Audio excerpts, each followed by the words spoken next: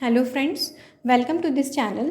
आज हम डिस्कस करेंगे Haryana judicial services preliminary examination की एक बेसिक आउटलाइन कि हमें किस सब्जेक्ट पर कितना फोकस करना चाहिए, किसका कितना वेटेज होता है, और सबसे ज़्यादा इम्पॉर्टेंट कि हम राजस्थान जुडिशियल सर्विस एग्जामिनेशन जो कि सेम मंथ में पड़ रही है उसके साथ हम कैसे मैनेज कर सकते हैं, क्योंकि कुछ बच्चों को दोनों एग्ज़ाम्स देनी है। तो उनके लिए थोड़ा सा ये इशू हो रहा है कि क्या सब्जेक्ट्स पढ़ें, कितना छोड़ें, कितना कैसे करें। तो उनके लिए एक कंपैरेटिव एनालिसिस इस वीडियो में मिलेगा, जिसमें वो ये समझ पाएंगे कि किस तरीके से कॉमन सब्जेक्ट्स फाइंड करके और उनका वेटेज समझ के मेहनत की जा सकती है, जिससे आप दोनों एग्ज़ाम्स में नंबर ऑफ़ अटैम्प्ट्स अच्छे कर पाएंगे और मैक्सिमम स्कोर कर पाएंगे। तो सबसे पहले हम समझ लेते हैं एग्ज़ाम पैटर्न। अब एग्ज़ाम पैटर्न पे आप आएंगे तो MCQ है फॉर्मेट, ये तो आप जानते ही हैं सब, लेकिन इस पर थोड़ा ध्यान देने की ज़रूरत है कि ये कंप्यूटर बेस्ड नहीं होती है, ये ऑफलाइन मोड में होगी, आपकी OMR शीट पे होती है। अब ये लगेगा कि ठीक है होती है तो कोई बात नहीं है, लेकिन प्रॉब्लम ये हो जाती है कि सबकी आदत हो गई है कंप्यूटर बेस्ड एग्जामिनेशन की। उसमें आपको क्या करना होता है, आप कई बार रिव्यू करते हो क्वेश्चंस अपने, बार बार जाके आंसर बदल जा देते हो उनके, रिव्यू रिविजिट ये सब करने की आपकी आदत हो जाती है।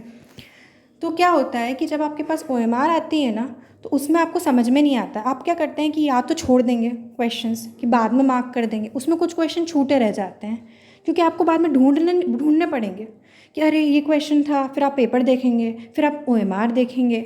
वहाँ पर क्या होता है कि जो अनअटेम्प्टेड है वो आपको रेड मार्क दिख जाते हैं, जो रिव्यू के लिए मार्क है वो आपको अलग से मार्क दिख जाते हैं, तो काफ़ी ईजी हो जाता है। तो OMR में क्या है ना, आपके पास कितनी नॉलेज हो, बट अगर आप OMR के फॉर्मेट में फिट इन नहीं कर पाएंगे तो प्रॉब्लम होगी एंड टाइम पे।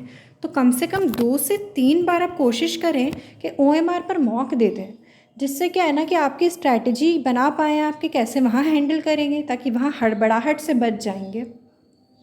इसके बाद duration is 2 hours, number of questions 125, maximum marks 500। Maximum marks 500 कैसे हैं, क्योंकि हर एक करेक्ट आंसर के लिए आपको +4 मिलता है।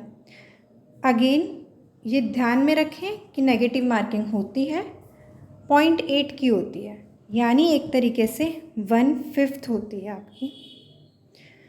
अब इसके बाद minimum qualifying marks. Minimum qualifying से मेरा मतलब कट ऑफ बिल्कुल नहीं है, कट ऑफ कुछ भी हो सकता है, 300, 320, 340, ये है आपके मिनिमम, यानी कि इतने तो लाने ही लाने हैं, फिर कट ऑफ कितने ही हो इतना तो लाना ही पड़ेगा।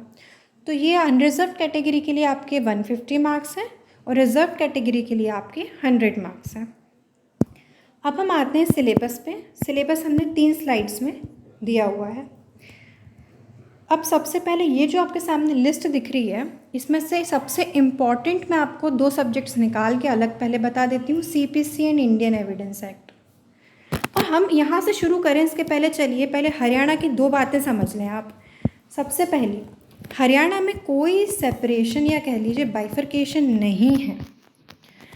मतलब इससे मेरा ये है कि जैसे MP है, MP में CPC या फिर CRPC आपको पता होता है कितने नंबर का आएगा, कितने क्वेश्चंस आएंगे, कि 15 सवाल हैं या 7 सवाल हैं, 8 सवाल हैं, वो लिखा होता है, वहाँ बताया होता है पहले से।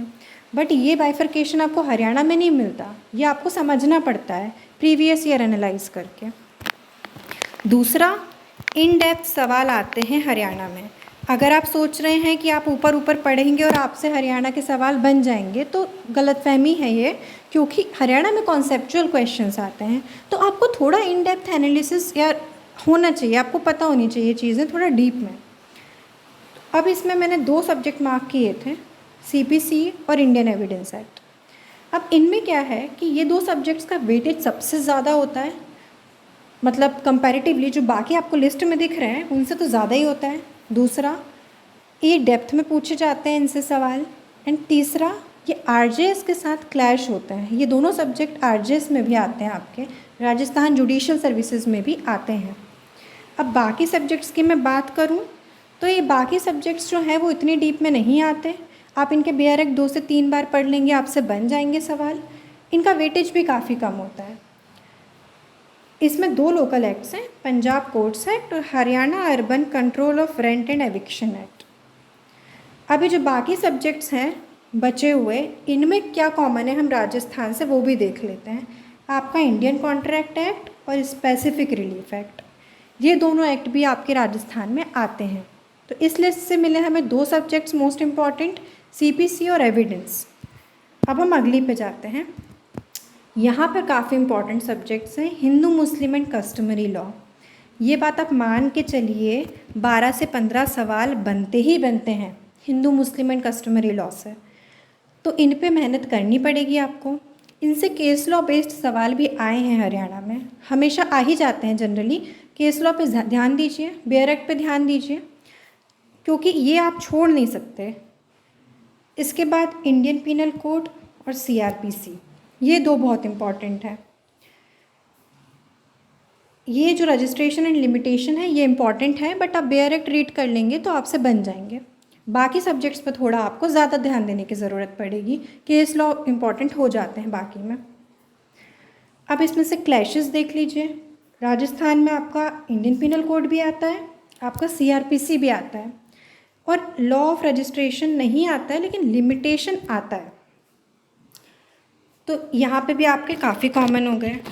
अब अगर आप सोच रहे हैं सिलेबस ख़त्म है, तो सिलेबस अभी ख़त्म नहीं है, क्योंकि अभी हम देखेंगे कि यहाँ पर कॉन्स्टिट्यूशनल हिस्ट्री पूछी जाती है, governance, current events of national and international importance, Indian legal system, ये जो है। इसके बाद analytical skill, reasoning ability and aptitude. अब देखिए, ये आप सोच रहे हैं अगर आप छोड़ देंगे तो देखिए 7 से 8 सवाल बनते हैं और बहुत टफ नहीं बनते हैं। करंट इवेंट आप सोचेंगे कितना पढ़ें, तो यूपीएससी के लायक नहीं पढ़ना। आपकी राजस्थान जुडिशरी आपका यूपी जुडिशरी या बिहार जुडिशरी में जिस तरीके से जीके करंट आती है उस लेवल की भी नहीं पढ़नी। आपको उतना मोटा मोटा नॉलेज होना चाहिए करंट इवेंट्स का, जो बड़े बड़े इवेंट्स हैं, मेजर इवेंट्स हैं, वो पता होने चाहिए। सबसे ज़्यादा ज़रूरी आपको लीगल इवेंट्स पता होने चाहिए। कोई नया एक्ट आया, कोई अमेंडमेंट आया, कोई नया केस लॉ अभी कुछ इम्पॉर्टेंट हेल्ड हुआ कहीं पे, वो आपको ज़रूर पता होना चाहिए। एक आध क्वेश्चन कुछ नए केस लॉ से बहुत इम्पॉर्टेंट कुछ हुआ हो ज़रूर पूछते हैं। अब कॉन्स्टिट्यूशनल हिस्ट्री की बात करें तो मैं आपको बता दूं, आपने सिलेबस जब देखा होगा तो आपको कॉन्स्टिट्यूशन नहीं मिला उसमें, जबकि कॉन्स्टिट्यूशन काफ़ी इम्पॉर्टेंट होता है। तो इन्होंने क्या है ना, कॉन्स्टिट्यूशन को किसी और फॉर्मेट में दे दिया है, बट दिया ज़रूर है। ये आपको कॉन्स्टिट्यूशनल हिस्ट्री के फॉर्मेट में है। तो ये हिस्ट्री से क्या समझेंगे आप? हिस्ट्री से मतलब है कि थोड़ा सा आपको हिस्टोरिकल बैकग्राउंड समझना होगा। जब कॉन्स्टिट्यूएंट असेंबली आप वहाँ जाएं उस तरफ, कॉन्स्टिट्यूएंट असेंबली जब फॉर्म हुई थी हमारी, किस तरीके से डिबेट्स हुए थे, क्या बिल्कुल स्टार्टिंग में किस तरीके से अमेंडमेंट हुए हैं, कौन कौन से मेजर अमेंडमेंट्स हैं, तो ये थोड़ा हिस्टोरिकल बैकग्राउंड पे आपको जाके देखना पड़ेगा। और इसके अलावा आपको बेसिक आर्टिकल्स भी पता होने चाहिए, जो मेजर आर्टिकल्स हैं उनका नॉलेज आपको होना चाहिए। तो कॉन्स्टिट्यूशन है पर थोड़े अलग फॉर्मेट में है। अब सबसे हम एंड में चलते हैं, जो कि है common subjects with Rajasthan judicial services. अब देखिए, राजस्थान में सिर्फ ये नहीं आता है, राजस्थान में बहुत सारे और सब्जेक्ट्स हैं, बट मैं कॉमन की बात कर रही हूँ। और आप अगर ध्यान देंगे राजस्थान पे तो आप देखेंगे कि जो कॉमन सब्जेक्ट्स हैं वही सबसे ज़्यादा वेटेज कैरी करते हैं राजस्थान में। अब राजस्थान के माइनर पे आते हैं हम, जैसे राजस्थान रेंट कंट्रोल एक्ट, और आपका हो गया domestic protection of women from domestic violence act, probation of offenders act, ऐसे करके आपके 7-8 सब्जेक्ट्स हैं। अब ये सोच समझ लीजिए आप कि ये जो 7-8 सब्जेक्ट्स हैं ये आप कब कर सकते हैं? जब आपने हरियाणा की एग्ज़ामिनेशन दे दी प्री, उसके बाद समय है आपका राजस्थान के लिए।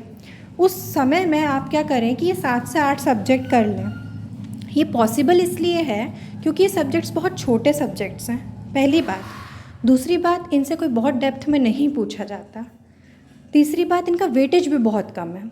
सब्जेक्ट्स, नंबर ऑफ़ सब्जेक्ट्स आपको राजस्थान में बहुत दिखेंगे, बट द पॉइंट इज़ कि वेटेज जो है उसका वो मेजर इन्हीं का होता है। इनका भी होता है, बट क्या है कि इनका ज़्यादा होता है। तो आप क्या कर सकते हैं, एक बात नोटिस करेंगे अगर आप, तो यहाँ देखिए, जो हरियाणा में जो सबसे ज़्यादा वेटेज कैरी करते हैं common with Rajasthan, CPC, evidence, IPC, CrPC, सब आ गया आपका, बस एक बचता है हरियाणा का, जिसके लिए आपको अलग से मेहनत करनी पड़ेगी, जो कि मेजर है। वो है आपका Hindu Muslim and customary law. बाकी सब आपका राजस्थान में भी हेल्पफुल होगा। बाकी ये इंडियन कॉन्ट्रैक्ट एक्ट, एसआरए और लिमिटेशन, ये 3 सब्जेक्ट भी आपके राजस्थान से क्लैश होते हैं। तो एक काम कीजिए, पहले इन पे मेहनत कर लीजिए, जिससे कि आपका मेजर चंक कंप्लीट हो जाए दोनों तरफ का। फिर उसके बाद आप छोटे सब्जेक्ट्स पे मेहनत कीजिए, जिसमें आप हरियाणा के छोटे सब्जेक्ट्स अभी करिए क्योंकि वो पहले है। फिर उसके बाद आप राजस्थान के कर सकते हैं जितने भी बचे हैं। पर हाँ, Hindu Muslim and customary law पे अलग से आपको मेहनत करने की ज़रूरत है, वो करनी पड़ेगी क्योंकि उसका वेटेज बहुत ज़्यादा है। So this is all about Haryana Judicial Service Examination. I hope you like the video, and for more such videos, kindly like, share and subscribe.